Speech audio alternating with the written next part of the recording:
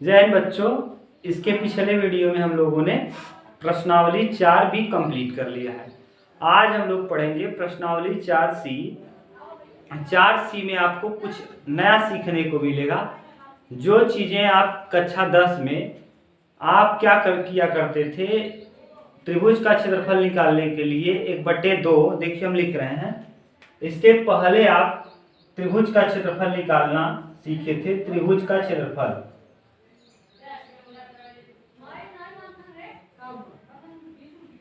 1/2 x1 y2 minus y3 y1 x2 y3 minus y1 x3 y1 minus y2। इस सूत्र को आप रटते थे और रटने के बाद तब त्रिभुज का क्षेत्रफल निकालते थे। अब हम इस प्रश्नावली में यही सीखेंगे कि इसको रटना न पड़े और हम आसानी से प्रश्नों का हल कर लें। तो देखिए, इसी तरीके को हम व्यवस्थित करके सारणी का रूप दे देंगे। तो इसी में त्रिभुज का क्षेत्रफल अगर हमको निकालना है तो त्रिभुज का क्षेत्रफल बराबर हो जाएगा 1/2 तो रहेगा, यहाँ लिखेंगे x1 y1 x2 y2 x3 और y3 और यहाँ 1 1 1, ये हो जाएगा त्रिभुज का क्षेत्रफल। बस बिल्कुल यही तरीका बन गया है। इसको बदलने के लिए आपको क्या करना है, यहाँ एक यहाँ एक यहाँ एक है। अब देखिए, यहाँ दो चीजें आपको याद करके रखना है, पहला और दूसरा। पहला क्या याद रखना है कि त्रिभुज का जो क्षेत्रफल होगा, अगर संरेख है, अगर तीनों बिंदु संरेख हैं, अर्थात तीनों बिंदु संरेख का मतलब ये 3 बिंदु है A, B और C और तीनों एक ही रेखा में है, अर्थात त्रिभुज का क्षेत्रफल हो जाएगा कितना? त्रिभुज का क्षेत्रफल हो जाएगा 0। और अगर मान लीजिए संरेख न हो, ऋणात्मक मान आ जाए, ऋणात्मक आ जाए, तो ऐसी स्थिति में ऋणात्मक कभी भी क्षेत्रफल ऋणात्मक नहीं होता। मान लीजिए -27 आया है वर्ग इकाई, तो माइनस को हटा देंगे, आप क्या लेंगे? प्लस। यहाँ हो जाएगा +27, यानी कभी भी क्षेत्रफल ऋणात्मक नहीं होता, तो ऋण की जगह हम लोग क्या कर देंगे? प्लस। संरेख होने पर त्रिभुज का क्षेत्रफल 0 के बराबर रख देंगे। बस इतना अगर आप जान गए तो इस प्रश्नावली को, 4C की प्रश्नावली को आप आसानी से हल कर सकते हैं।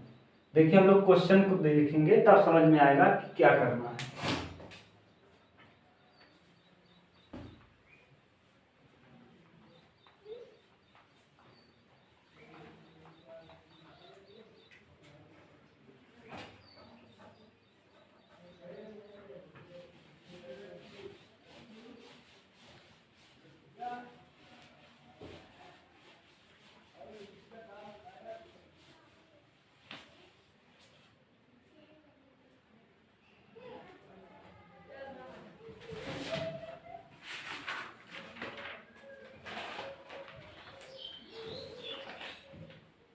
बिंदु दिया गया है।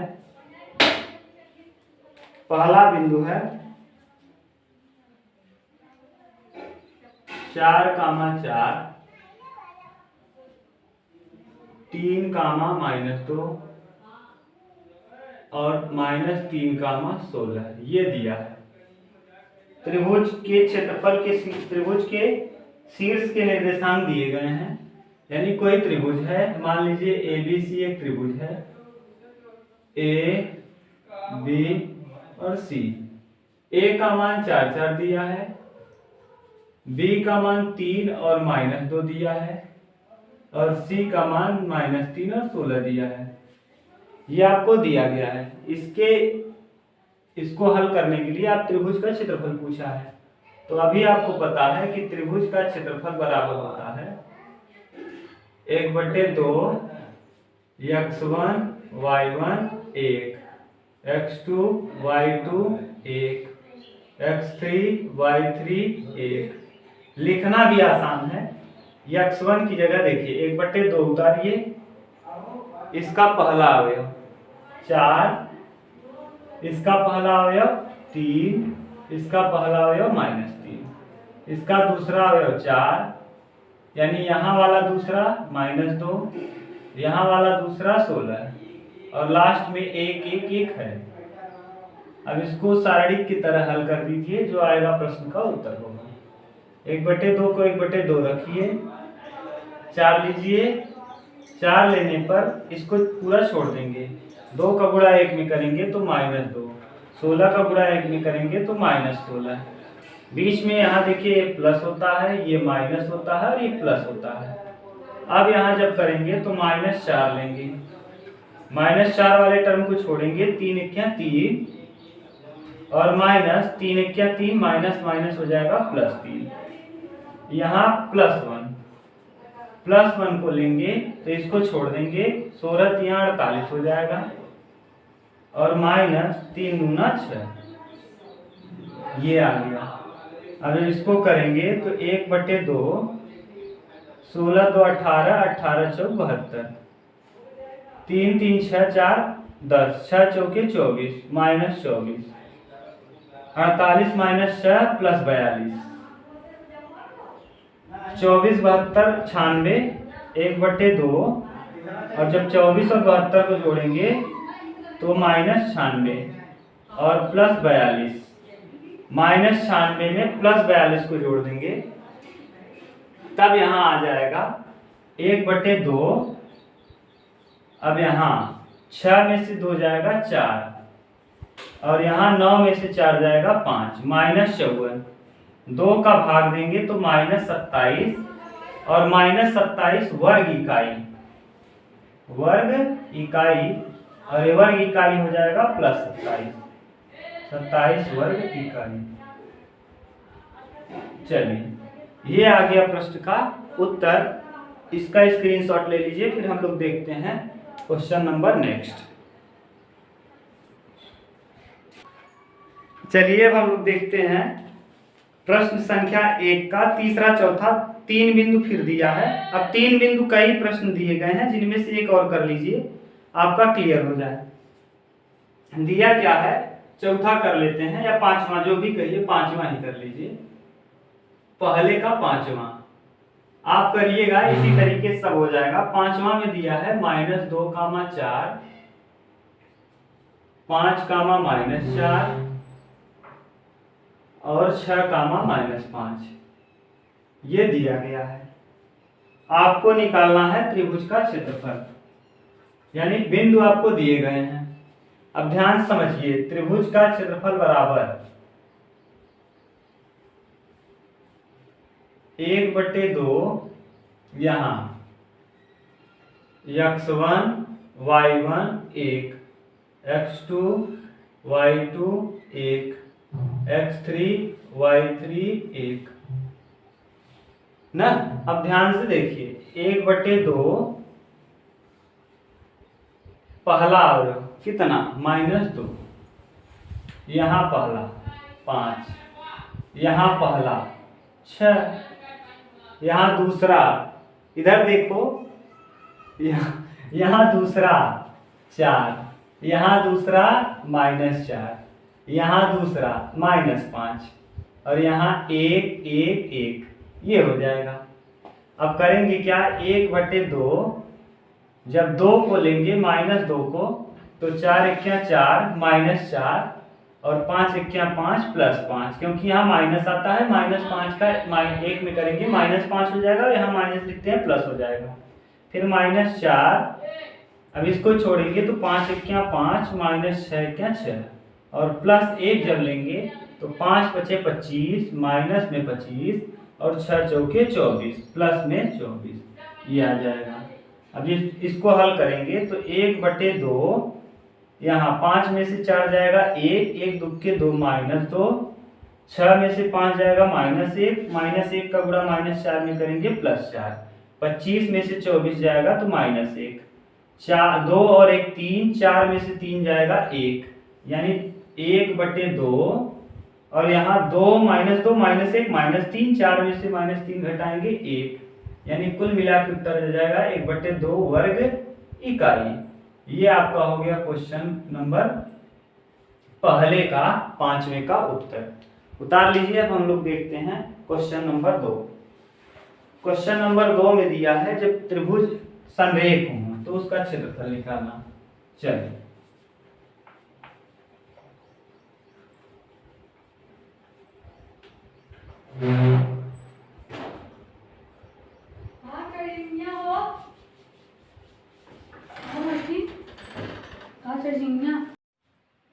चलिए हम लोग देखते हैं क्वेश्चन नंबर 2।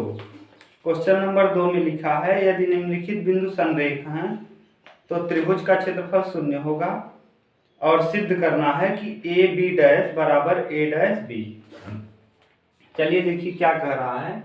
पहले हम लोग क्वेश्चन नंबर दूसरे का पहला कर लेते हैं। पहले वाले में क्या दिया है, 3 बिंदु दिए हैं, 8 दिया है, -1, 4, 7 और 6, 3। सिद्ध करना है कि ये तीनों बिंदु संरेख हैं। अगर संरेख हैं तो त्रिभुज का क्षेत्रफल क्या होगा, 0।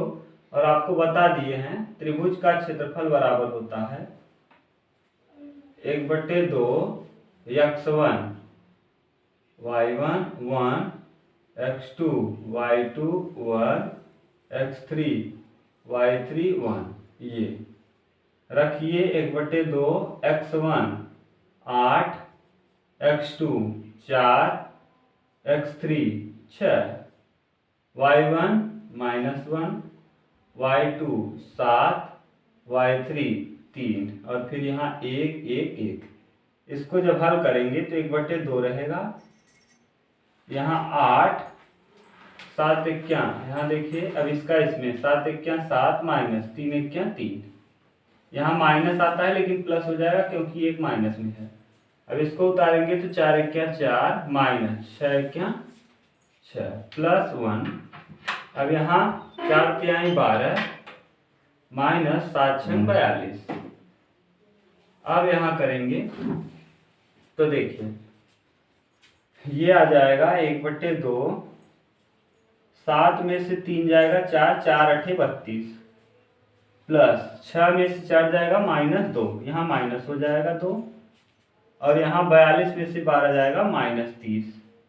ये देखिए -30 और -2 32 और 32 0। इसका मतलब त्रिभुज का क्षेत्रफल 0 आ गया। इसका मतलब तीनों बिंदु संरेख हैं। चलिए हम इसका दूसरा भाग देख लेते हैं। दूसरा भाग इंपॉर्टेंट है, कई बार पेपर में दिया गया है, ये इंपॉर्टेंट है, इसको आपको ध्यान से देखना है। क्वेश्चन नंबर 2 का दूसरा प्रश्न क्या है,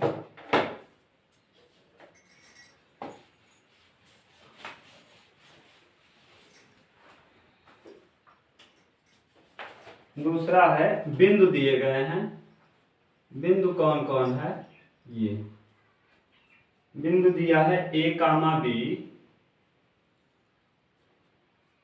a डैश, b डैश और a - a dash, b - b dash. ये बिंदु हैं। सिद्ध करना है, लाना है आपको a b डैश बराबर a dash b dash, a dash b, ये प्रूव करना है। माने आप इस बिंदुओं को लेकर के उसको सिद्ध कर दीजिए। और प्रश्न में दिया है कि त्रिभुज का क्षेत्रफल, माने संरेख त्रिभुज है।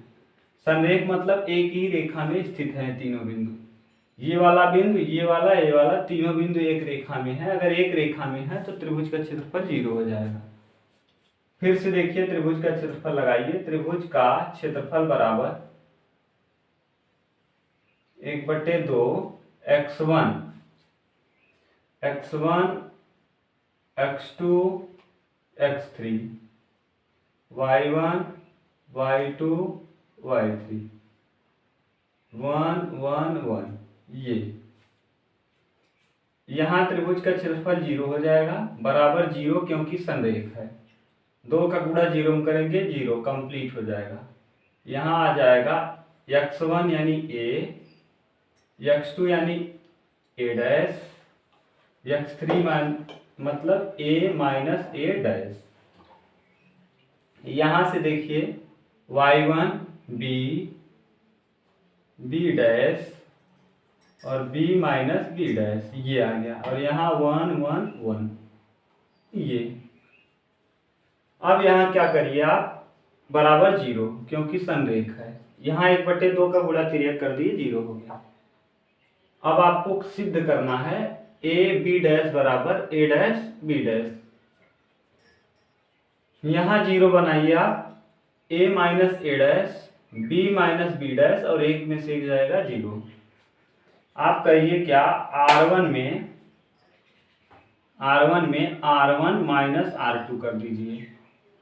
और जैसे ही R1 में आप R2 करेंगे, यहाँ आ जाएगा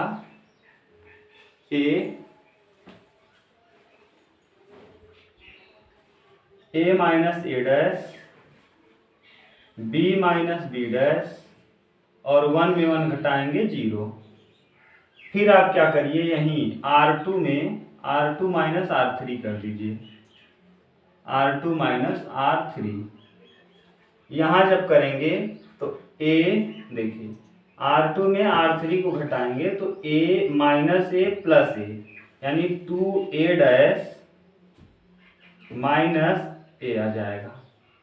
दिक्कत हो गई आपको, देखिए यहाँ दिया क्या है, a डैश माइनस a, और यहाँ माइनस लगा है तो plus a dash 2 bar 2a dash हो जाएगा, और a माइनस में तो रख दिए।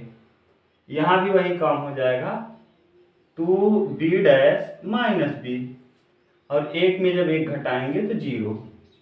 यहाँ नीचे वाला प्रोसेस सेम रहेगा, a minus a dash b minus b dash और 1।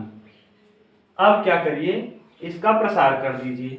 अब आसानी से इसका प्रसार हो जाएगा। इसको जब लेंगे, a माइनस a डैश को लेंगे, तो ध्यान से देखिए, इसका इसमें करेंगे, इसका इसमें। तो जब इसका इसमें करेंगे बच्चों, तो 2b डैश माइनस b, और इसका एक के साथ गुणा करेंगे तो वही, और माइनस इसका जब इसके साथ करेंगे तो 0 हो जाएगा। ये तो आ गया पहला वाला टर्म। अब दूसरे वाले टर्म को ले लीजिए। दूसरा वाला टर्म हमेशा माइनस में, b minus b dash.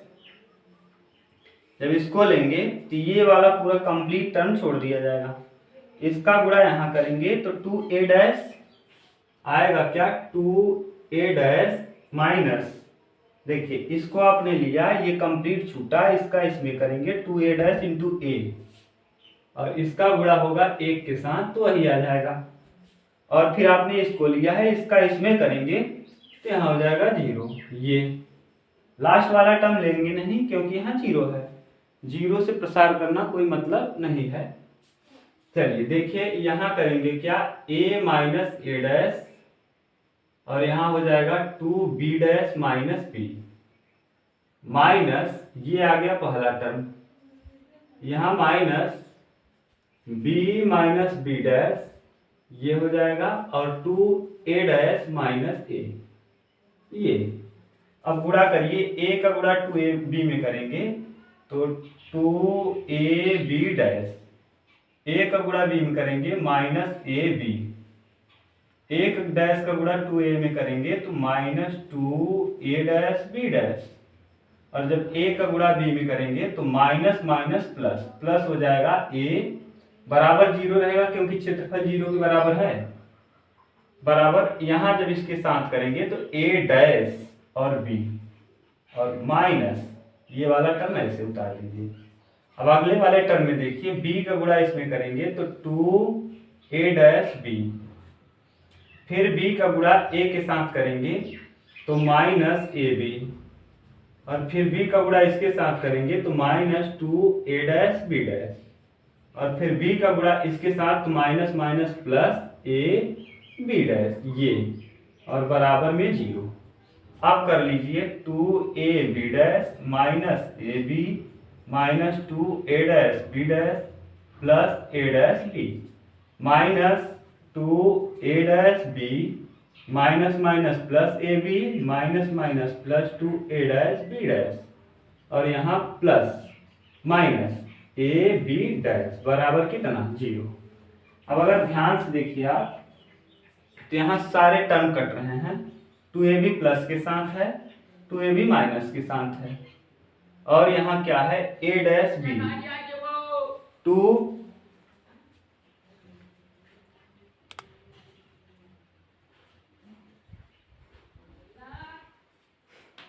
A B dash, to A B dash कहाँ भाव ये वाला बनेगी, बस छोड़ दे खड़ा रही बन ओके दाद दरज के रुक देख ही देता का कटा ए B dash bar A dash B to A dash B to A dash B minus